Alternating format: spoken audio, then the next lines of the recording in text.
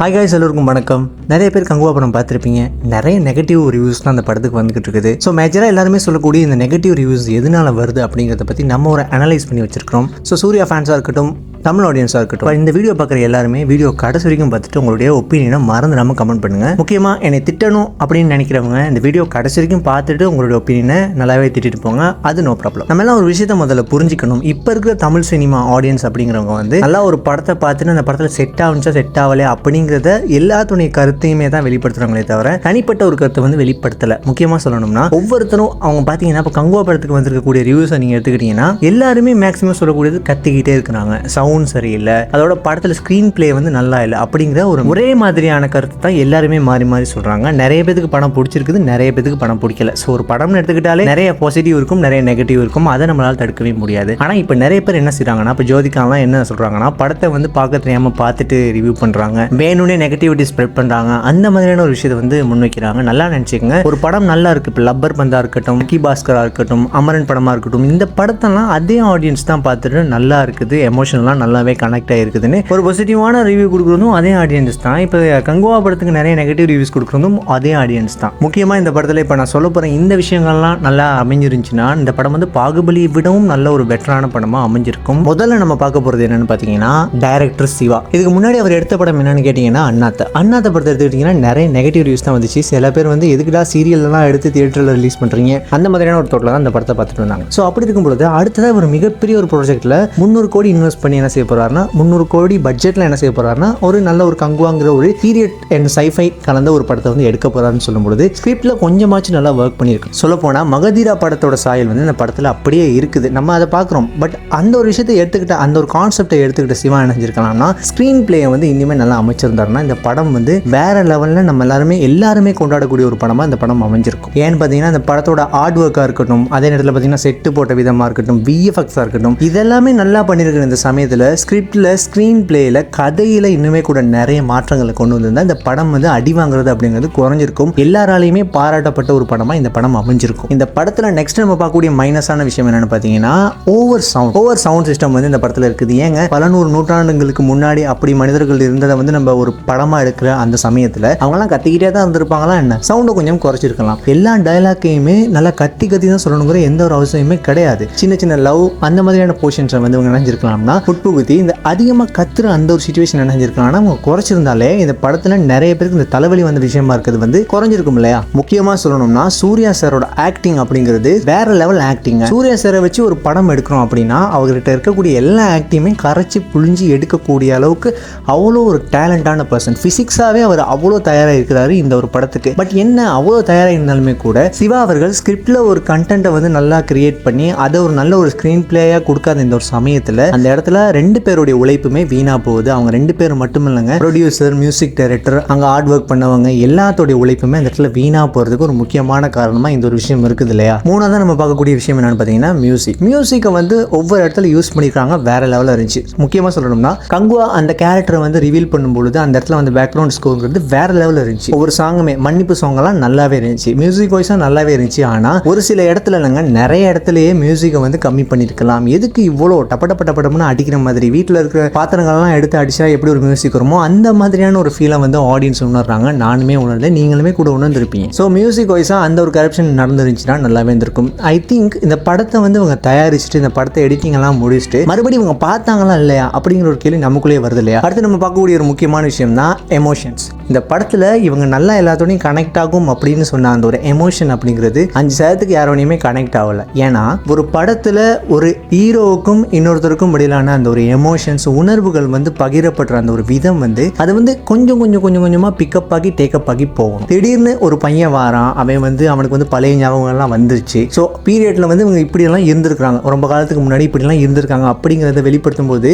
நமக்கு கெஸ் பண்ணக்கூடியதாக இருக்குது இல்லையா? அந்த ஒவ்வொரு சீனுமே நமக்கு கெஸ் பண்ணக்கூடியதாக இருக்குது. ஸோ அப்படி அப்படி இருக்கும்பொழுது எமோஷன் அப்படிங்கிறது நமக்கு கொஞ்சமாக தான் பிக்கப் ஆகுமே தவிர நம்மளால அது உணர முடியல, ஃபீல் பண்ண முடியல. எதுக்காக இவர் வந்து இன்னும் காப்பாற்றிக்கிட்டு இருக்காரு, இவரே போட்டு தெரியலாமே அப்படிங்கிற ஒரு தோட்டத்தில் நமக்குள்ள வருது. ஸோ இந்த எமோஷன்ஸ் நல்லாவே கனெக்ட் ஆயிருச்சுன்னா, ஒரு படத்தில் ஒரு எமோஷன் நம்மளோட நல்லா கனெக்ட் ஆயிருச்சுன்னா, அமரன் படத்தை எடுத்துக்கிட்டீங்கன்னா சிவகார்த்திகேயன் இறந்து போயிடுவாருங்கிறது நமக்கு எல்லாத்துக்குமே தெரியும். அது நம்ம எல்லாத்துக்குமே தெரிஞ்ச ஒரு கதை, ரியலாக நடந்த ஸ்டோரி தானே. ஆனால் அது ஸ்க்ரீன் பிளேல கொண்டு போன விதமும் சாய் பல்லவியோட இம்பாக்ட் நம்மகிட்ட இருக்கும் பொழுது சிவகார்த்திகேயன் இறந்துட்டா நம்ம இவன் என்னடா பண்ணுவோம் அப்படிங்கிற ஒரு தோட்டம் நமக்குள்ள உட்படுத்தி இருந்துச்சு அந்த ஒரு படம். ஸோ இதுதான் அந்த படத்தோட சக்ஸஸ்க்கு முக்கியமான ஒரு காரணமே. எமோஷன்ஸ்ங்கிறது நல்லாவே ஸ்க்ரீன் பிளேயில் கண்டினியூவாக போயிருக்கும் பொழுது நம்மளோட கனெக்ட் ஆகிருந்துச்சுன்னா கண்டிப்பாக இந்த படமும் வேற லெவலில் ஹிட் ஆகிருக்கும். ஸோ இந்த ஒரு படத்தில் அவங்க சொல்ல வந்த விஷயத்தில் எமோஷன்ஸ்ங்கிறது சரியாக கனெக்ட் ஆகல. இது ஒரு முக்கியமான மைனஸ் பாயிண்டாக இருக்குது. அடுத்ததான் நம்ம சொல்லக்கூடிய விஷயம் என்னன்னா, பாஸ்ட் ப்ரெசென்ட் அப்படிங்கிற 2 பீரியட் இருக்குது இல்லையா. ஸோ இது ரெண்டையுமே அவங்க வந்து மேட்ச் பண்ண விதம், எடிட் பண்ண விதம் சரியே இல்லைன்னு சொல்லணும். ஃபர்ஸ்ட் ஹாஃப்ல வரக்கூடிய அந்த ஒரு ப்ரெசென்ட்ல இருக்கிற காட்சிகள் வந்து தேவலான ஆணி. எதுக்காக சூர்யாவை நம்ம பார்த்துருக்கோம், அவர் வந்து இப்போ கங்குவாங்கிற ஒரு கேரக்டர்ல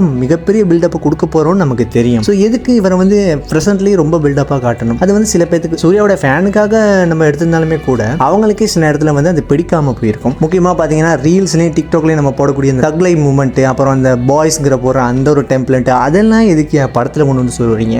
அது சொருவு நேரத்தில் நல்லா இருந்தால் கூட பரவாயில்ல, எதுக்கு அவங்க இப்படி பண்ணுறாங்க அப்படிங்கிற ஒரு தோட்டம் நமக்கு வருது. அதோட சொல்லப்போனால் யோகி பாபு அப்புறம் இன்னொரு காமெடியன், இவங்க 2 பேரோட காம்போவும் செட்டே ஆகலை. எதுக்கு அவங்க வராங்க? முக்கியமாக டிசா பட்டானியை கல்கிலேருந்து அப்படியே கொண்டு வந்துட்டீங்களாடா. ஒரு பவுண்டி ஹண்டராக காட்டும் பொழுது அது இனிமே கூட நல்லா ப்ரெசென்ட் பண்ணி இருந்தால் நல்லா இருந்திருக்கும். அப்படி இல்லைன்னா அந்த ப்ரெசென்ட் போர்ஷன் அப்படியே பார்ட் 2க்கு கொண்டு போயிட்டு பாஸ்ட் போர்ஷன் எல்லாத்தையும் இந்த படத்தில் கொண்டு வந்தாலே இந்த படம் ஓரளவுக்கு நல்லா ஓடி இருக்கும் இல்லையா. அது இல்லாமல் பாஸ்டையும் ப்ரெசென்ட்டையும் நான் மாற்றி காட்டுறேன். அதுலேயும் இந்த கிளைமேக்ஸ் ஃபைட்டில் பாஸ்டையும் ப்ரெசென்ட்டையும் வந்து என்ன செஞ்சிருப்பாங்கன்னா ஒரு பேரலாக நடக்கிற மாதிரி காட்டியிருக்கும் பொழுது அதெல்லாம் எதனால் அப்படி காட்டுறாங்க அப்படிங்கிறது நம்ம புரிஞ்சுக்கிறதுக்கே ரொம்ப நேரம் ஆகும். இந்த படத்துக்காக சூர்யா போட்ட எஃபெக்ட், அவர் வந்து புறநானூறு படத்தெல்லாம் அவாய்ட் பண்ணிட்டு வந்திருக்கிறாரு. அதுக்கு பதிலாக அந்த படம் எல்லாமே நடிச்சிருக்கலாம். முக்கியமாக சூர்யாவுக்கு ஆல்ரெடி 2 வருஷமா எந்த படமே தியேட்டரில் ரிலீஸ் ஆகலை. நல்ல கண்டென்ட்னு பேர் வாங்கின ஜெய் பீமா இருக்கட்டும், சூரிய போட்டா இருக்கட்டும், இது 2மே தியேட்டர்லேயே ரிலீஸ் ஆகலை. இதெல்லாமே ஓடிடியில் ரிலீஸ் ஆன ஒரு விஷயம். ஸோ அப்படி இருக்கும் பொழுது இவங்க தியேட்டரில் ரிலீஸ் பண்ண போகிறாங்கும் போது நல்ல ஒரு எதிர்பார்ப்பு நம்மகிட்ட இருக்கும். அதை விட முக்கியமாக இவங்க வந்து ஆடியோ லான்ச்சில், அது மட்டும் இல்லாமல் உங்களுடைய ப்ரொமோஷன்ஸில் 1000 கோடி 1000 கோடி 2000 கோடியே அடிக்கும் அப்படிங்கிற அவங்க கொடுத்த பில்டப்புக்கு இந்த படம் வருத்தான்னு கேட்டிங்கன்னா படம் வருத்தே கிடையாது. முக்கியமாக இன்னொரு உதாரணத்தை நான் எடுத்து போட்டு சொல்கிறேன். லியோ படத்துக்கு இப்போ அவங்க பண்ண ப்ரொமோஷனாக இருக்கட்டும், ரத்னகுமார் அவர் சொன்ன விஷயங்களாக இருக்கட்டும், பயங்கர ஐப்பில் வந்து தமிழ்நாடு மட்டும் உலகத்தில் இருக்கக்கூடிய நிறைய ஃபேன்ஸ் வந்து எல்சியூ ஃபேன்ஸ் ரொம்ப வெயிட் பண்ணாங்க. பட் என்ன நடந்துச்சு, படத்தில் செகண்ட் ஹாப்பில் வரக்கூடிய அந்த 20 நிமிஷம் போர்ஷன் வந்து நிறைய பேருக்கு செட் ஆகலை. எதுக்கு மூட நம்பிக்கை இதெல்லாம் கொண்டு வந்து திணிக்கிறீங்க, அது நல்லா இல்லை, அந்த ஸ்க்ரீன் பிளே வந்து நல்லாவே இல்லை அப்படின்னு சொல்லி அந்த படத்தில் வந்து நிறைய பேர் நெகட்டிவ் ரிவ்யூஸ் சொன்னாங்க. கொஞ்சம் பேருக்கு அந்த படம் வந்து ஃபுல்ஃபில்லாக இருந்துச்சு, கொஞ்சம் பேருக்கு இது வந்து பிடிக்காது. நிறைய பேருக்கு இந்த படம் வந்து பிடிக்கல, நம்ம எதிர்பார்த்த அளவுக்கு லோகேஷ் கொடுக்கலங்கிற ஒரு ரிவ்யூ தான் எல்லாத்துக்கிட்டையுமே கிடைச்சிச்சு. ஸோ அப்படி இருக்கும் பொழுது எனக்கு ஒரு விஷயம் புரியலை. இப்படி வர ரிவ்யூஸ் எல்லாத்தையுமே இப்போ இருக்கக்கூடிய டேரக்டர்ஸ், ஹீரோஸ், ஹீரோயின், இவங்க எல்லாருமே சினிமா இண்டஸ்ட்ரியில் இருக்கக்கூடிய எல்லாருமே பார்த்துக்கிட்டுன்னு இருப்பாங்க. ஸோ அப்படி பார்த்துக்கிட்டு இருந்து ஏன் மறுபடியும் இந்த மாதிரியான தப்புகளை கொடுக்குறாங்க, விடுறாங்க அப்படிங்கிறது எனக்கு புரியலை. இவங்க வேணும்னே விடுறாங்களா, இல்லைப்பா நாங்கள் இதை எடுத்துட்டோம், நீங்கள் இதை பார்த்து தான் ஆகணும் அப்படின்னு கொடுக்குறாங்களா? ஸோ இந்த மாதிரியான சின்ன சின்ன சேஞ்சஸை கொண்டு வந்தாலே இந்த படம் வந்து 1000 கோடி இல்லை, நீங்கள் எதிர்பார்க்குற மாதிரி 2000 3000 கோடியை தாண்டி போயிருக்கு. முக்கியமாக இப்போ இருக்கிற சினிமாவில்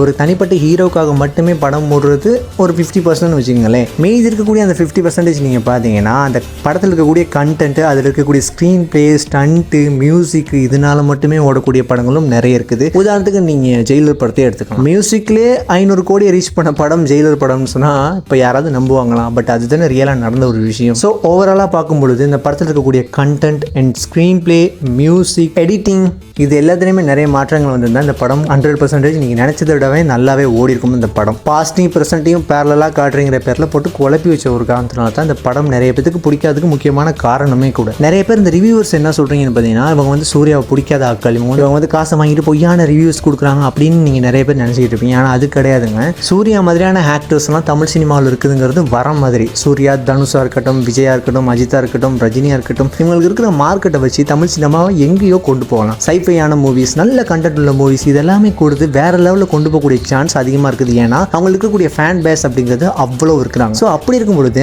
அந்த ஒரு ஆக்டரை வச்சு அதை கொடுக்கக்கூடிய அந்த ஒரு பட்ஜெட்டை வச்சு எதுக்குன்னா அந்த படத்தெல்லாம் மோசம் பண்ணுறீங்க அப்படின்னு ஒரு கேள்வி தான் நம்மகிட்ட இருக்குதே தவிர, நாங்களும் எதிர்பார்க்குறது நல்ல ஒரு தமிழ் சினிமாவையும் நல்ல ஒரு கண்டென்ட்டையும் தான். அதுக்காக வேண்டி உங்களுக்கு மார்வலில் இருக்க மாதிரி அவெஞ்சர்ஸ் மாதிரியான எண்ட் கேம் தான் வேணும்னு நாங்கள் கேட்கல. அதுதான் ஆல்ரெடி இருக்குது. புதுசாக ஏதாவது பண்ணுங்க, புதுசாக ஏதாவது கொண்டு வாங்க. இப்போ சூப்பர் ஹீரோ நீங்கள் எடுத்துக்கிட்டீங்கன்னா மாவீரன் படம் சிவகார்த்திகேயனுடைய அதுவும் ஒரு சூப்பர் ஹீரோ மூவி தான். அதை அவங்க ப்ரெசென்ட் பண்ண விதம் நல்லா இருந்துச்சு இல்லையா, அதனால இந்த படம் நல்லா ஓடுச்சு இல்லையா. ஸோ கண்டென்ட் வைஸாக ஒரு படம், ஒரு திரைக்கதை நல்லா அமைஞ்சது அந்த சமயம் சமயத்தில் அந்த படமுமே கூட மக்களால் கொண்டாடப்படக்கூடிய ஒரு படமாக இருந்திருக்கும். கங்குவா படமும் அப்படி இருந்திருக்கணும். சில மிஸ்டேக்னால இந்த மாதிரி தள்ளப்பட்டுருச்சு. அப்போ பார்ட் 2 கண்டிப்பாக நீங்கள் எடுத்து இந்த மாதிரியான பிழைகளை சரி செஞ்சு நல்ல ஒரு படத்தை கொடுத்தீங்கன்னா அந்த படத்தையுமே கொண்டாடுறதுக்கு நாங்கள் எல்லாருமே தயாராக தான் இருக்கிறோம். இந்தியன் 2வும் அப்படி தான். இந்தியன் 3 வந்தாலுமே நாங்கள் கேட்குறது நல்ல வேலிடான கண்டென்ட் இருந்துச்சுன்னா அந்த படம் தூக்கி சுமக்கப்படும் அப்படிங்கிறது தான் உண்மையான ஒரு விஷயமா கருதப்படுது. ஸோ இதை பற்றி உங்களுடைய ஒப்பீனியன் என்னங்கிறத மறந்துடாம கமெண்ட் பண்ணுங்கள். வீடியோ பிடிச்சிருந்தா லைக் பண்ணுங்கள், ஷேர் பண்ணுங்கள், மறந்துடாம சப்ஸ்கிரைப் பண்ணி அந்த பெல் பட்டனை டிக் பண்ணி வச்சுங்க. அப்போ தான் நான் போகிற வீடியோஸ் உங்களுக்கு நோட்டிஃபிகேஷனில் வந்து சேரும். ஸோ நெக்ஸ்ட் அமேசிங்கான வீடியோவில் மீட் பண்ணலாம். அது வரைக்கும் பாய்.